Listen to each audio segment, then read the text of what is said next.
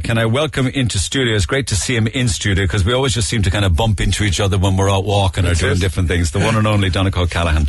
Interestingly, listening there, that ad there, Ronan, how you guys turn your, when you retire, you turn to different career paths. Well, yeah, it is tough for guys that kind of come out of rugby because you're probably used to such the heights, and guys do kind of dip into different things. Ronan has managed to dip into everything though. And do you see much of each other? Do you know what? You don't see as much of each other as you'd like, but when you meet up, you're in the exact same spot. It's like you've never left each other kind of side or been away from each other, and I suppose that's just a relationship thing. Yeah, I got to see most of it because Virgin Media sent me a copy of your brand new documentary, Life After Professional Sport, and I know that you talk with other people. I loved the stuff you did with Keane and Roy Keane, and I'll play a few bits in a minute. Yeah. But I thought it was very interesting how you delved into, firstly, the difficulties of commuting to Gloucester to Worcester and things like that, but also the camaraderie. I think what you said most was the dressing room. Yeah. Not the playing, not Oran Navian, not the fans. The camaraderie, is it? Yeah, it's a funny one to say. Like, it is your place of work and it's what you do and it's your identity, but it's also your social life. You hang around with those lads. They're your friends. You keep the same kind of timetable. You go, your families are friends. And then when you come out of it, all of a sudden that moves on because it has to, and you're out the other end. Is there any preparation for that? In fact, is there any preparation for anybody retiring? Yeah, and Neil, that was the beauty of this doc. Because you went to the men's shed, I know that. Exactly, and that's the important thing about this. I'd hate if people saw this documentary as another sports one. This is an issue it's for men to talk about, and I know you say everyone should be talking about it, but men don't have those conversations. But were you ready for it? Like, because you knew, I imagine you were counting down to your last game. I was ready for it, but if I had gone, that's because I went on my own terms. If injury had hit, or if a coach said, I don't want to pick this guy anymore and let's not give him a contract, I don't think I would have been ready. So I was really lucky in the fact that I could call it on my own terms. But I know some of my teammates who haven't been that lucky, and it's cruel because it is professional sport and you want it to be ruthless, but it hurts when you get spat out the back. For me, I realised, Neil, I was being a little bit selfish. I thought I was making sacrifices, that by me doing this I was providing and doing well for my family, whereas I was missing out on all the gold. You actually say that in the documentary, and I wrote that down this morning. I was watching something, said, I'm being selfish. This is not about sacrifice. Why do you say that? Did you miss out on a lot? Because the kids will be very young, and you're in Worcester. Yes, exactly. You're home at the weekends, but leaving at 5:30 in the morning. Yeah, and look, I'll be honest, I've such respect for people that commute and do that, and you go up to Cork Airport every Monday morning, there's people doing the exact same thing. What I found, I was missing small little things, but loads of them, so they were just kind of nearly compounding and getting bigger, and I was starting to miss. I saw a piece where one of the kids was trying to tell you something. Was it on Skype? Yeah. And you weren't able to understand? Yeah, that was my little boy. It was one of the days I was home, and he had a dummy at the time. It fell down the back of the couch. And one of the things I'm most thankful with my kids is they have strong Cork accents. So he was telling me, Dodie down the couch, and I couldn't understand him at all. So, how did you feel about that? Oh yeah, that was one. Honestly, that kicked me in the stones. It really did. It was like, you're his dad, and you need to be there for him, and. But if you're there for him and not working, you're not providing then. Absolutely. And it's trying to get the balance and act on that. But I think I had a great run and a great time in it, and I was glad to kind of step away when I did. Yeah, because also the regime. The documentary shows the amount of training, the amount of weight you were lifting.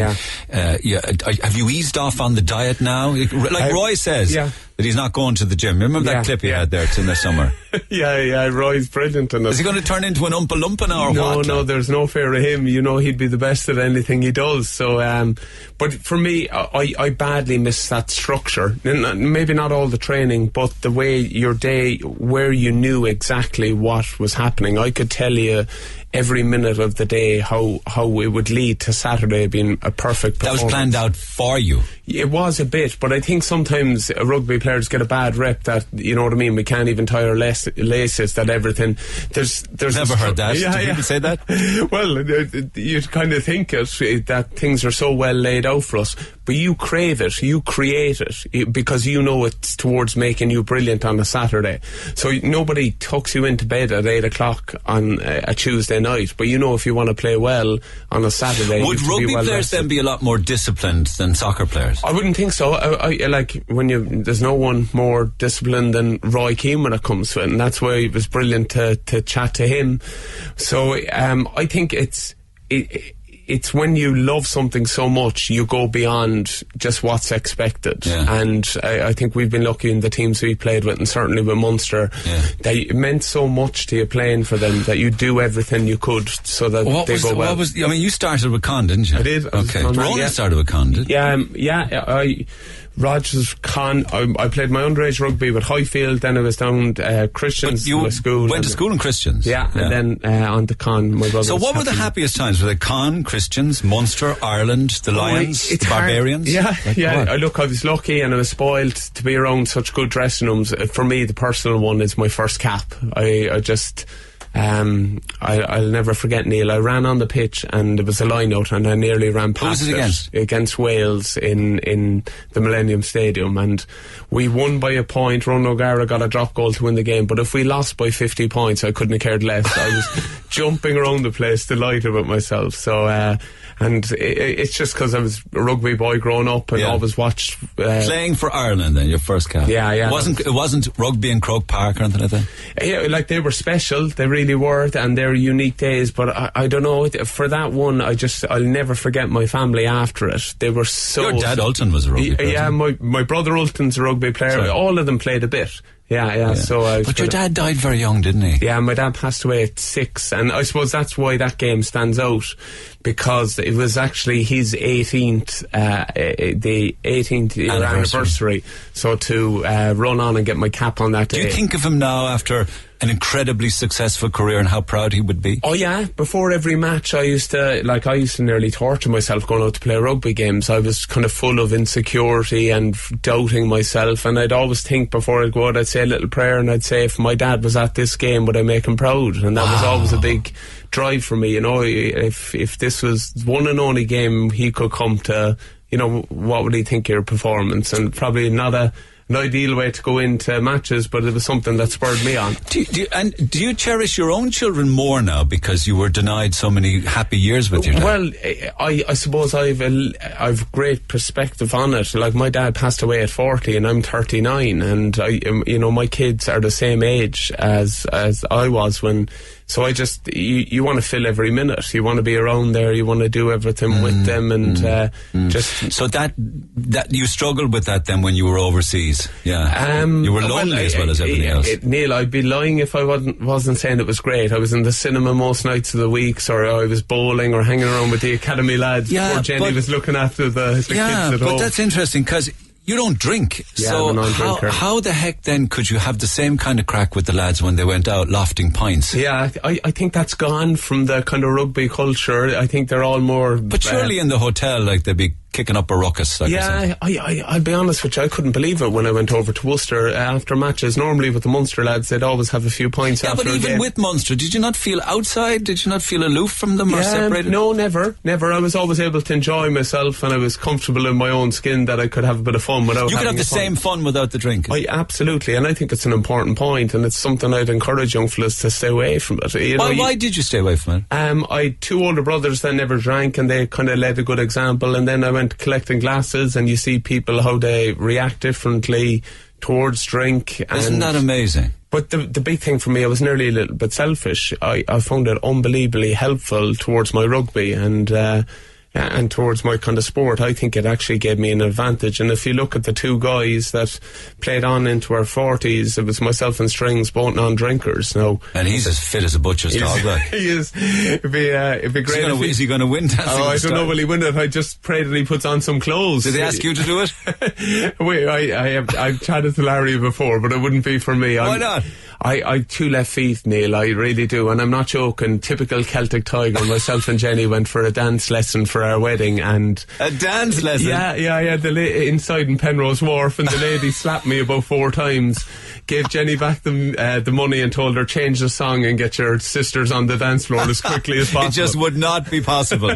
Absolutely. No, we have a saying around our group that if Tomás O'Leary can't do it, it can't be done. So you know, at least in life, you know your limitations. Absolutely, and it would genuinely frustrate me not getting better and not being good at it. So are you like that? Are you very, very competitive? I wouldn't say I'm very competitive, but when I put myself to a task or something like that, I want to be really good at it, and I want to get better and improve. And when you never got hurt or anything, no? There's nothing going to come back and niggle you now in retirement? You know, you hear those stories. Yeah, do you know what? You hear an awful lot of bad stories, and especially at the moment, I feel amazing. I really do. No, I was anal about my body. I really looked after myself really well, but even just coming away from it now, and I've kind of come back in weight because I was bigger than I needed to be, but my neck feels amazing, my body feels well, and I'm in a lovely spot now that I can play and have fun and have all the crack. Because we were chatting before we came on the air, and you were making the point that it's all about diet, right? Yeah. I mean, match days you could have been eating, I'd say, 5,000-6,000 calories. Yeah, a day after a match I was in around kind of just over 6,000 calories, which is an awful lot of food when you see it. Yeah. But you're a big lad, like, I'd say. Oh yeah, and you could do the burger challenge as I no bother. I would need that to fuel me, and it's just making smart choices. And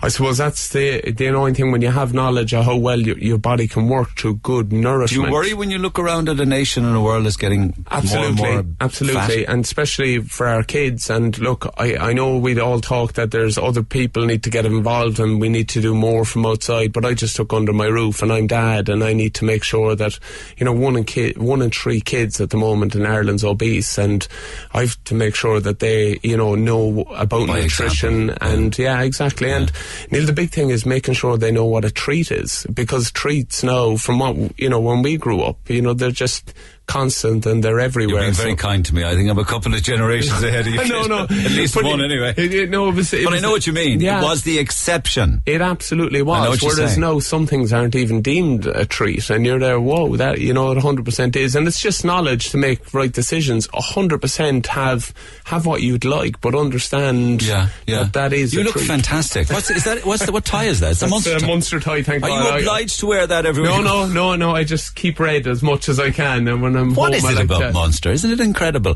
I remember years ago talking to Richard Harris, the actor, on the air, a telephone call. It was an incredible opportunity for me to talk to him. He didn't want to talk about acting. No. He just didn't. He just wanted to talk about Munster rugby. He came into our dressing room after we lost the final in Twickenham to Northampton, and he gave the most amazing speech I've ever been around, and it was just an incredible day. It's hard to put your finger on it, what Munster has, but it isn't till you go away you realise how important it is. There's loads of teams, Neil, with way more money and better facilities, but they haven't got what we have. They haven't got a culture and a will to win for people in front of us. Yeah, it's a DNA thing. It is, and like for me, I wasn't good enough or talented enough to hurl or play football for Cork, so that's, you know, when I played with Munster, that's where I got the opportunity to show where I'm from and what I'm about. And here we are on the Friday ahead of the Six Nations, and all of the newspapers have their supplements. The Examiners, they're all fired up. Another one here from the Independent. Chasing glory. Ireland put Grand Slam on the line as rivals line out to take a shot. You envious? No, I'm not. Do you miss it? I'm in a lovely spot, and maybe 3 years ago I was, and if I was to tell the truth, I was nearly a little bit bitter when I saw Ireland going out over there.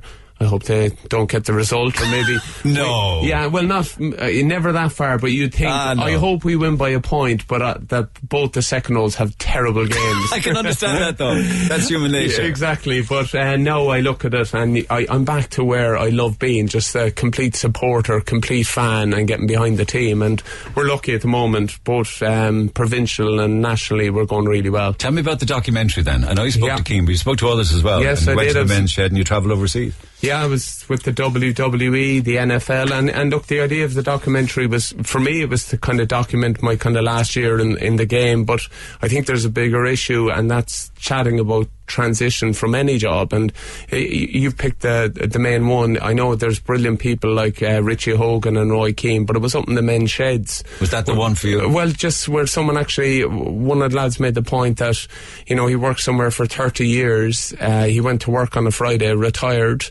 and he woke up on the Monday morning and he nearly didn't know who he was, you know, because his job for 30 years was so entwined in his... I haven't seen that part of it. I'm looking forward to seeing that part of it. Yeah, so it's really interesting. And look, if it does anything, maybe it's a topic for conversation around people that are going through a bit of change in terms of job or sport or whatever it is, that you could kind of talk a little bit more openly. It airs tonight at 10:30 on Virgin Media 1. It's not surprising, though, that the press during the week was all about this guy. I done an interview a few years ago, and some guy asked me who puts my bins out. You know, who puts my bins out? No, I have to put my bins out. You know, we live in a normal life. I've offered my young fella a few bob, but he won't do them. So, no, there's things you have to do. Yeah. I drive the kids to school. I'm stuck in traffic going, well, you know, is this what my life's? Well, it is. You have to sit in traffic for an hour or two, like millions of other people.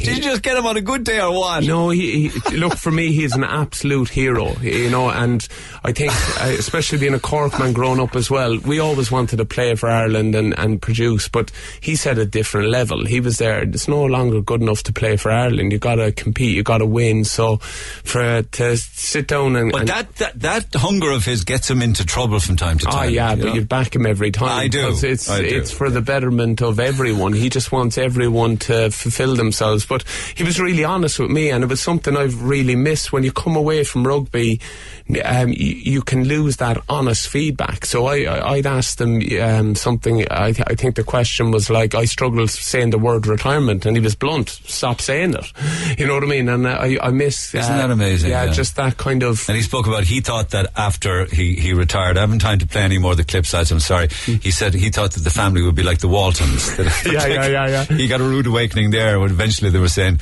go back to work. But what will you do next? Yeah, I suppose that's the big question. It's mad when you do the doc and stuff like that. You look and you try to find out, like, do more. Yeah, or who am I? You know what I mean? But the big question I've realised is I don't know who the rugby player was. He was a lunatic that used to go out on a Saturday, and I'm kind of miles away from that. So there's a few areas I'd like to do a little bit more on, but I'm trying to find my way as well, Neil. You know, so but I'm enjoying it. Yeah, and you wouldn't have it any other way. Exactly. It's great to see you. You always have a big beaming smile on your face. I always love hooking up with you because you're always great. Thanks. You're always great fun and great chatter. Well done, Donncha. Thanks for coming in.